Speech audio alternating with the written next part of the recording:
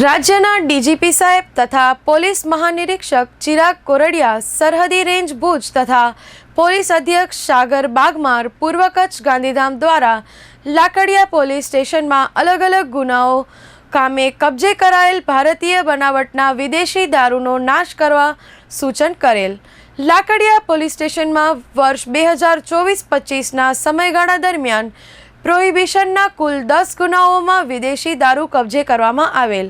જે કબજે કરેલ વિદેશી દારૂનો નાશ કરવા માટે નામદાર કોર્ટનો હુકમ મેળવી આજરોજ લાકડિયા વિસ્તારની સરકારી જગ્યા ઉપર J R. Gohel, sub divisional magistrate Bhachau તથા સાગર સામડા, નાયબ પોલીસ અધ્યક્ષ ભચાઉ વિભાગ તથા પોલીસ ઇન્સ્પેક્ટર જે.એમ. જાડેજા તથા નશાબંધી અને આબકારી અંજાર વિભાગના ઇન્સ્પેક્ટર ડી.આર. ધોબીની હાજરીમાં તથા સરકારી પંચોની હાજરીમાં નીચે મુજબનો વિદેશી દારૂનો નાશ કરવામાં આવેલ.